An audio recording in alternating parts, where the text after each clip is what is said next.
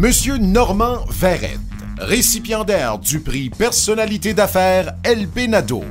Un entrepreneur hors pair, un véritable bâtisseur. La liste des réalisations de Normand Verrette est impressionnante.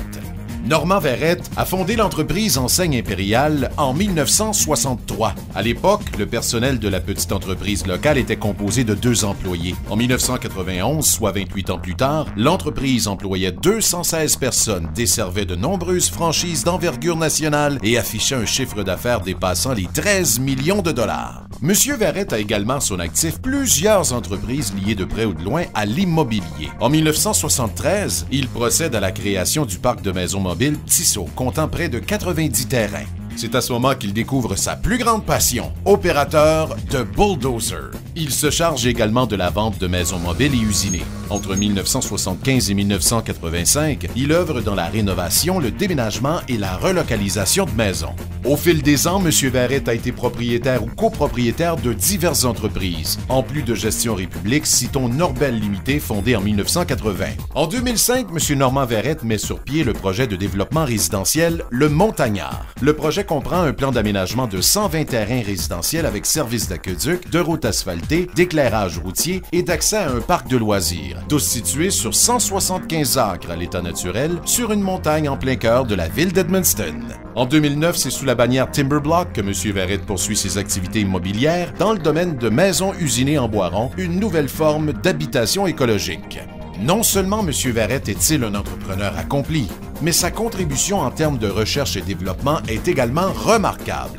En 1968, il crée un four vertical pour l'embossage du plastique, une innovation dans le domaine de la confection d'enseignes. Digne de mention, son entreprise Alumiflex, en opération entre 1991 et 2000, est consacrée à la création de modèles de profilés d'aluminium vendus à des fabricants d'enseignes, détient de nombreux brevets enregistrés dans plusieurs pays. Il est également l'instigateur Day One AirTech active de 1993 à 2000, une entreprise à vocation environnementale.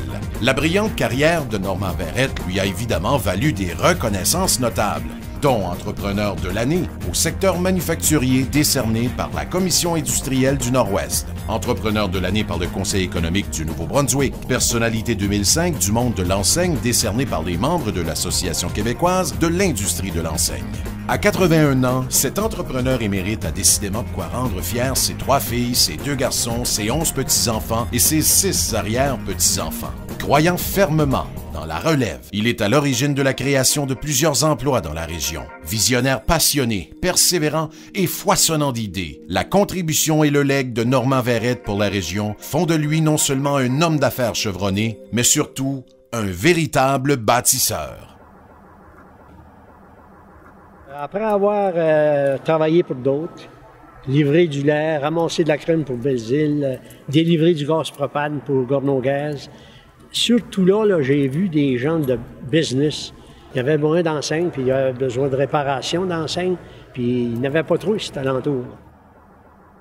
Je voyais en avant de moi, une possibilité de faire un commerce pour la région, certainement. Et puis je me rappelle mon beau-père, Jean-Albert, et il me disait, à un moment donné, il dit, écoute, mec, tout le monde ait des enseignes dans la région, là.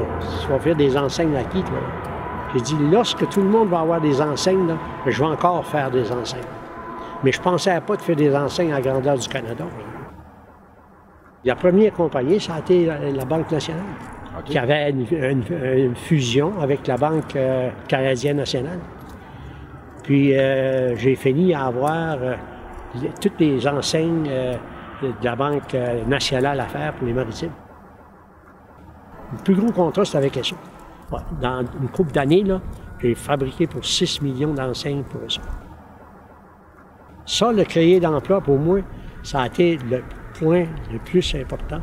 Parce qu'en réalité, moi, je ne regardais pas comme ordinairement, on serait supposé de regarder le chiffre en bas.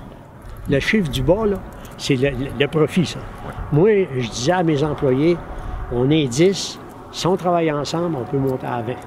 Puis si on travaille ensemble, tant qu'on est à 50, on pourrait peut-être bien se rendre à 100. Puis on s'est rendu à 216 employés. En affaires, si tu n'es pas persévérant, tu démissionnes trop vite. Ça fait qu'il faut être persévérant, il faut avoir confiance dans ton idée, puis le rêve que tu as fait, là, tu dis, je peux le faire. Tu commences bas, tu t'endettes pas trop, parce que les banques ne sont pas tout le temps là, puis l'argent n'est pas tout le temps là tant que tu en as besoin. Ça se fait que tu es obligé de monter graduellement, puis ramasser ta clientèle, puis faire quelques piastres, puis pas dépenser pour rien. Ben, je me lève, puis avec l'intention de réaliser quelque chose.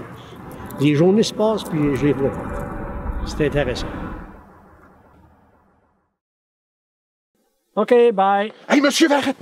Oui. Hey, moi, j'ai entendu dire que ça a l'air que vous êtes plein aux os, que vous êtes loadé, là. Puis là, je me demandais si je pourrais pas vous faire un petit emprunt, là, parce que je veux me partir en business. Ben, écoute, j'aimerais ça, là, mais mon argent est tout dans terre. Ah. Il est tout dans la montagne. Fait que si tu veux en avoir, il va falloir que tu creuses.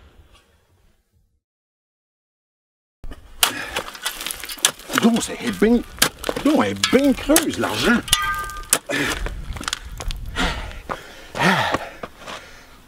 Ça doit pas valoir comme 50 000 $, ça, hein?